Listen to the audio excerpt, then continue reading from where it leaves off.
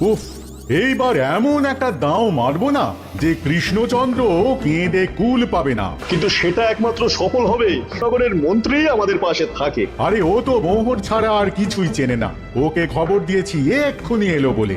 রাজামশাই, কৃষ্ণনগরের মন্ত্রী এসেছেন। ওকে ভেতরে পাঠিয়ে দাও। প্রণাম খাম্বাজরাজ। এ কি রানীমা, আপনি? আমি তোমাদের কৃষ্ণনগরের রানীমা নই, আমার নাম ললনা। আমি হরেক রকমের গলায় কথা বলতে পারি। এটা আমার আসল গলা। ওরে বাবা রে বাবা রে বাবা, আপনি তো প্রতিভার জলজ্যান্ত রূপ। একে আপনি কোথা থেকে পেলেন খাম্বাজরাজ? বেশ কিছুদিন আগে একটা যাত্রা দেখতে গিয়ে ললনার সাথে পরিচয় হয়। ওর ব্যাপারে সবকিছু জানার পরে আমার মাথায় একটা বুদ্ধি খেলে যায়। তাই আপনি আমাকে ডেকে পাঠিয়েছেন, তাই তো? একদম তাই। আমার একটা পরিকল্পনা আছে। ছলে বলে কৌশলে ওই কৃষ্ণনগরের আসল রানীকে কিছুদিনের জন্য বাইরে পাঠাতে হবে, আর সেই সুযোগে সেসব দায়িত্ব আমার ওপরে ছেড়ে দিন। আমি নিজের দায়িত্ব নিয়ে ললনাকে কৃষ্ণনগরের রানীর সমস্ত আদব কায়দা শিখিয়ে দিয়েছি। এখন শুধু আমি বাকি ব্যাপার নিয়ন্ত্রণ করব। এখন মহারাজ বাৎসরিক হিসেব নিয়ে ব্যস্ত, তাই রানীমা চলে যাবেন আর তার বদলে ঢুকবে ললনা দেবী।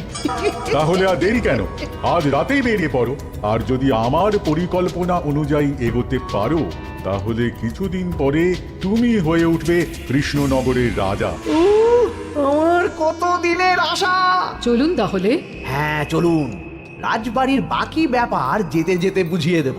রানীমা কিভাবে কথা বলেন, কাকে কি বলে ডাকেন, রাজবাড়ির কোথায় কি আছে সব।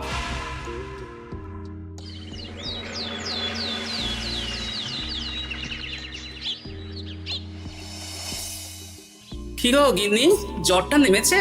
এই জ্বরটা কমেছে, কিন্তু শরীরটা খুব দুর্বল গো।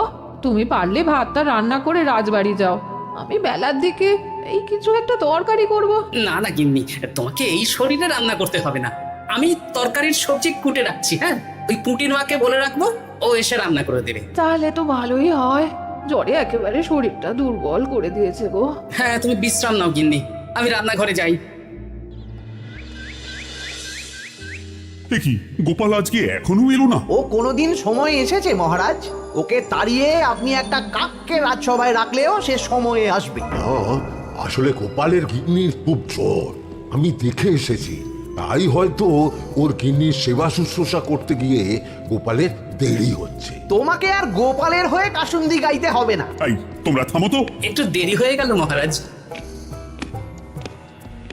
আসলে গিন্নির খুব জ্বর, তাই কিছুটা রান্না করে এলাম। আচ্ছা আচ্ছা আচ্ছা, তা এখন তোমার গিন্নির শরীর কেমন আছে? আগের থেকে ভালো আছে মহারাজ, জ্বরটা কমেছে, কিন্তু শরীর খুব দুর্বল। বেশ বেশ, একটু যত্নআত্তি করো। যাই হোক, আজকে সারা বছরের খরচের হিসেব আর আগামী অর্থনৈতিক বছরের প্রকল্প নিয়ে আলোচনা হবে। আলোচনা শুরু করা হোক।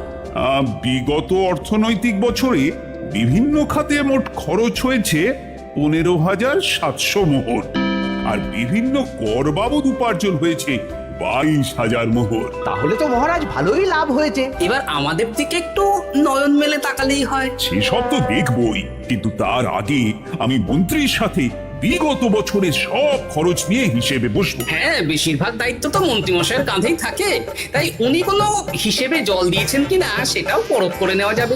এত কাজের চাপ যাচ্ছে কদিন, শান্তিতে ঘুমোতেও পাচ্ছি না। মন্ত্রী, তুমি আজ বিকেলে রাজবাড়িতে চলে এসো, বিগত অর্থনৈতিক বছরের হিসেবগুলো একবার দুজনে বসে মিলিয়ে নেব। আচ্ছা মহারাজ, যা করার তাড়াতাড়ি করে নিতে হবে। এখন দেরি করলেই এই বছরের প্রকল্পগুলো শুরু করতে দেরি হয়ে যাবে। মহারাজের জয় হোক। বলো প্রহরী, তুমি কি কিছু বলবে? মহারাজ, একজন কালো চাদর মুড়ি দেওয়ার লোক এলেন আর আমার হাতে এই চিঠিটা ধরিয়ে দিয়ে চলে গেলেন। এই গরমে চাদর মুড়ি? অদ্ভুত লোকটা। কি রে বাবা? সর্বনাশ! কি হলো? তোমাদের রানীমার জ্যাঠামশাই খুব অসুস্থ, তাই পরিবারের সবার সাথে দেখা করতে চান। ও মা গো! আজ সভা এখানেই শেষ। এইবার শুরু হবে আসল খেলা। কি বলছেন মহারাজ? হ্যাঁ রানী।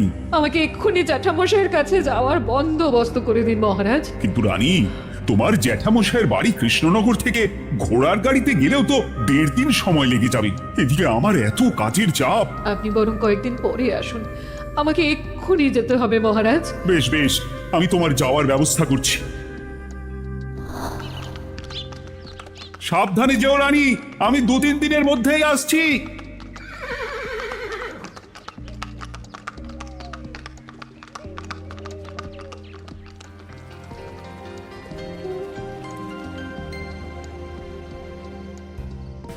মন্ত্রী, বিগত অর্থনৈতিক বছরে আমাদের পাঠশালার উন্নতির জন্য কত খরচ করা হয়েছিল একটু দেখো তো। সব মিলিয়ে মোট 150 মোহর মহারাজ। কিন্তু আমার এখানে তো 170 মোহর দেখাচ্ছে। 170 মোহর তা কি করে হয়? একই রানীমা, আপনি ঘোড়ার গাড়ি করে গেলেন আর হেঁটে চলে এলেন? সে আমার ব্যক্তিগত ব্যাপার, তুমি তোমার কাজ করো।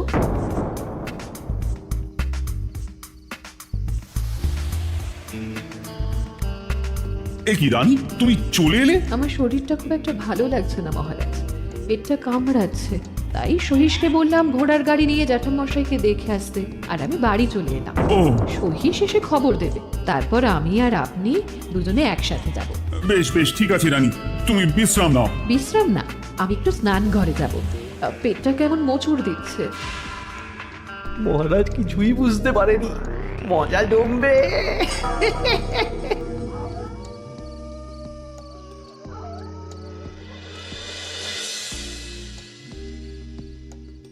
এ কি রানী, তুমি তোমার সব গয়না গাটি বের করছো কেন? আমার আর এই পুরনো নকশার গয়না পছন্দ নয় মহারাজ। ভাবছি কালকে সকালবেলা এই গয়নাগুলো শ্যাকরাকে দিয়ে শহুরে নকশায় নতুন গয়না বানাবো। কিন্তু এগুলো তো তোমার সবই পছন্দের গয়না। কিন্তু মহারাজ আমি ভেবে দেখলাম এই গয়নাগুলো সবই বড্ড ভারী গয়না। আমি শহুরে আধুনিক নকশার হালকা গয়না পরবো। এমনিতেই জ্যাঠামশাইয়ের শরীরটা ভালো নেই, মনটাও ভালো নেই, ও পেটটা কেমন মোচড় দিচ্ছে। আমি আরেকবার স্নান ঘরে যাব।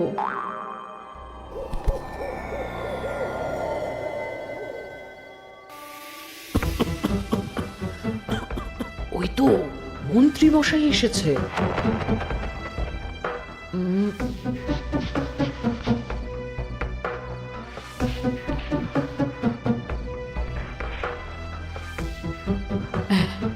এই রাজ্যে গোপাল আমার শত্রু, কালকে থেকে গোপালকে খাটাবে।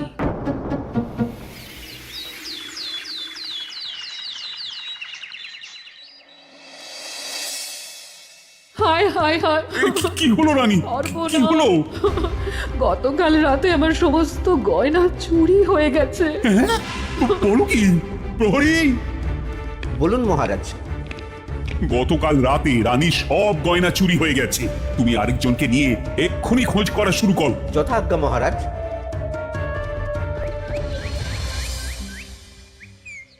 আমার সব গয়না চুরি হয়ে গেল, এবার আমি কি করব? আরে রানী, তুমি কেঁদো না, সেই সকাল থেকে কেঁদেই চলেছ। আমি তো প্রহরীকে খোঁজ করতে পাঠিয়েছি। এই সব প্রহরী কর্মচারী কাউকে বিশ্বাস হয় না আমার। আজ থেকে সবাইকে ছুটি দিয়ে দেবো। কি বলছো তুমি?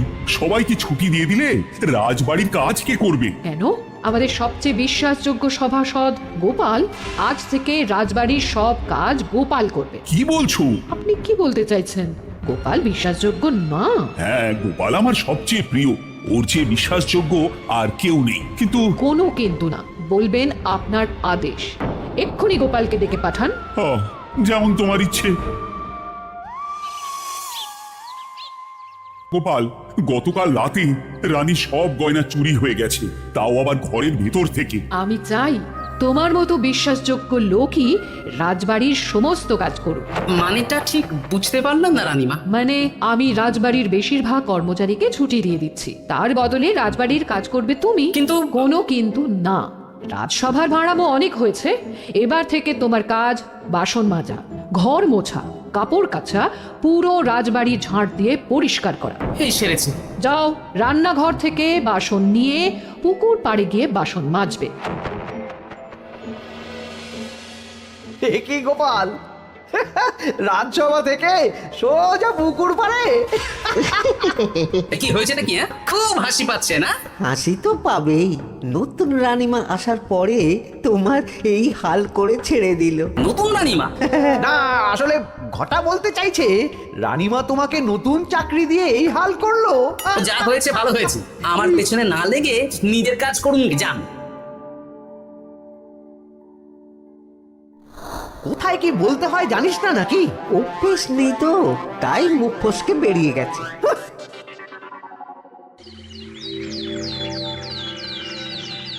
রাজ্যে চোরের উপদ্রব বেড়ে গেছে, তাই আমরা কিভাবে চোরের উপদ্রব কমানো যায় সেই নিয়ে আজকে একটা আলোচনা করব। কিন্তু মহারাজ, রাজসভায় এখনো তো সবাই আসেনি। এই তো এসে গেছি ওই রাজবাড়ির জামা কাপড় কাচ্ছিলাম। এ কি, গোপাল এখন রাজবাড়ির জামা কাপড় কাছে? হ্যাঁ, সেসব করতে গিয়ে আমার নিজের জামা কাপড়ই ভিজে গেল, তাই বদলে এলাম। মহারাজ, রানীমা ঘোড়ার গাড়ি করে এসেছেন। মানেটা কি? রানী তো রাজবাড়িতেই আছে। কি মহারাজ, আমি প্রহরীদের কাছে শুনলাম আমার মতন দেখতে কেউ রাজবাড়িতে উড়ে এসে জুড়ে বসেছে। মানে তুমি তো আগেই চলে এলে। কি কাণ্ড! এই কে? শুনলাম আমার মতন দেখতে কেউ এসেছে। ও আচ্ছা, আপনি। তা কি চাই আপনার?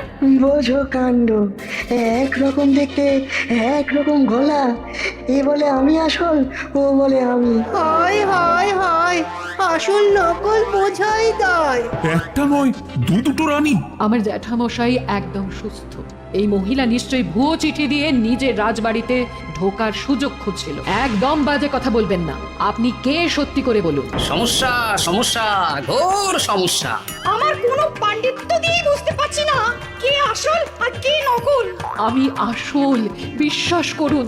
আমি তো এই মাত্র এলাম। না, আপনি নকল, আমি আসল। কিভাবে বুঝবো? আমি বলবো মহারাজ, এই যে এই রানী আসল। হ্যাঁ, কিন্তু মন্ত্রীমশাই, আপনি কি করে বুঝলেন? না মানে এই রানীমা তোমার উপরে এত ভরসা করে রাজবাড়ির কাজ করাচ্ছেন, কাউকে বিশ্বাস করেননি, একমাত্র তোমাকে বিশ্বাস করেছেন।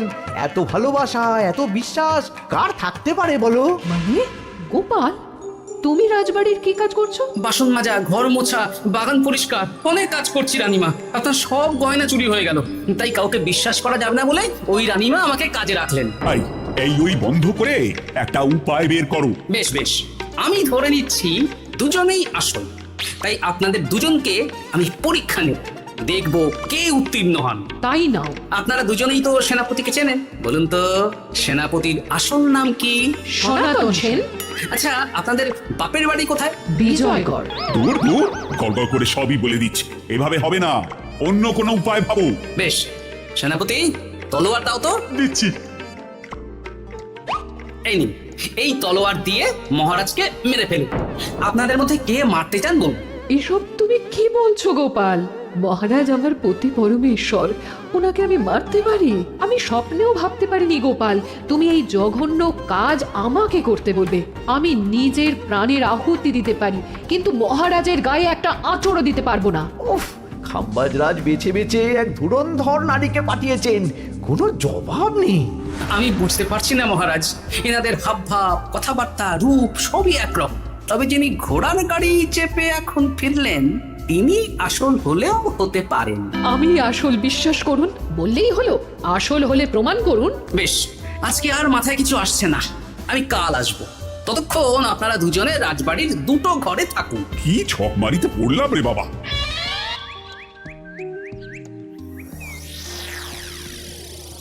ললনা একদম তৈরি হয়ে এসেছে। দারুণ মজা হচ্ছে বলুন। এবার শুধু একবার আসল রানীকে সরিয়ে ললনা যদি রানী হয়ে যায়, তাহলে রানীর গয়নার মতন সব আমার হাতে চলে আসবে। তারপর কি হবে? তারপর ধীরে ধীরে মহারাজকেও কায়দা করে সরিয়ে দেব, আর খাম্বাজরাজ আর আমি এই দুজনে মিলে এই রাজ্য চালাবো। ও কি বুদ্ধি আপনার মাথায়।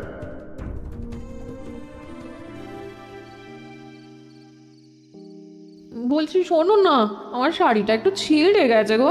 তুমি বাজার থেকে কালকে আমার জন্য একটা শাড়ি নিয়ে আসতে পারবে? হ্যাঁ, আচ্ছা বেশ, নিয়ে আসবো শাড়ি। শাড়ি শাড়ি শাড়ি, এই তো মাথায় বুদ্ধি এসেছে। কাল নয়, আজকেই। গোপাল, তুমি কিছু ভাবতে পারলে? মহারাজ, আপনার দুই রানীকে ডাকুন। আমার তো একটাই রানী। ওই হলো মহারাজ, আসল নকল দুজনকেই ডাকুন। কই গো, একটু বাইরে এসো। বলুন মহারাজ, আপনি যাচ্ছেন? আচ্ছা, আমি দুটো শাড়ি নিয়ে এসেছি, লাল শাড়ি আর নীল শাড়ি। এই দুটোই মন্ত্রপুত শাড়ি, এক সিদ্ধ পুরুষ দিয়েছেন। কে তিনি? না, সেসব এখন বলা যাবে না, তবে এই শাড়ি দুটো একটা একটা করে ওনাদের দিয়ে দিন। এবার আমি এই শাড়ির বিশেষত্ব বলি। হ্যাঁ বলো গোপাল, বলো। আপনারা দুজনেই আজ রাতে এই শাড়িটা পরবেন, সারা রাত পরে থাকবেন। এই শাড়িগুলো 12 হাত মাপের শাড়ি। আগামীকাল সূর্যোদয় হওয়ার পরে যার শাড়ি 4 হাত কমবে সেই হবে আসল রানী। আচ্ছা বেশ, তাহলে তোমরা দুজনেই এই শাড়ি পরে থাক। কাল সকাল সকাল রাজসভা বসবে, তখন তোমাদের শাড়ি গোপালের কাছে জমা দিও। আচ্ছা। আমি যে নকল সেটা বুঝতে দেওয়া যাবে না। কি করে এই শাড়িটা 4 হাত কেটে ফেলে ওই দু ফল কাটার ছড়িয়ে কেটে ফেলো।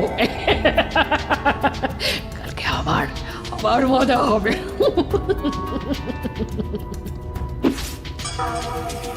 হে ঠাকুর, রক্ষা করো ঠাকুর, আমার শাড়িটা যেন 4 হাত কমে যায়। ঠাকুর রক্ষা করো।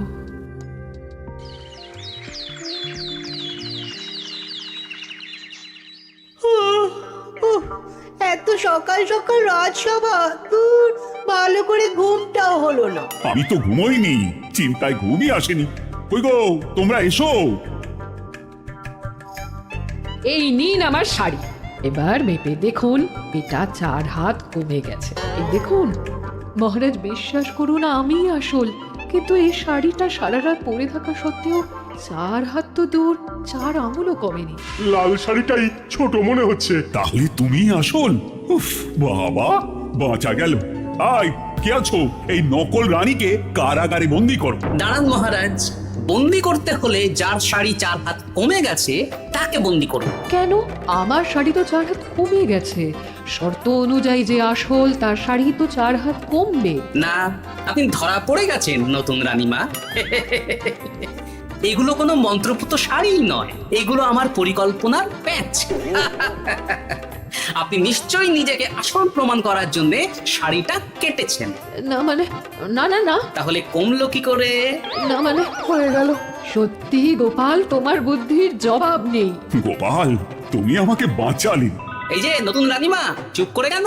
ওকে আমি কারাগারে গিয়ে বেত মারছি, তাহলেই সব বলবে। বল, কে তুই বল? আসলে মানে আমার নাম ললনা। আমি যাত্রাপালা করি, অনেক রকম গলায় কথা বলতে পারি। কদিন আগে খাম্বাজ রাজ আর এই মন্ত্রী মশাই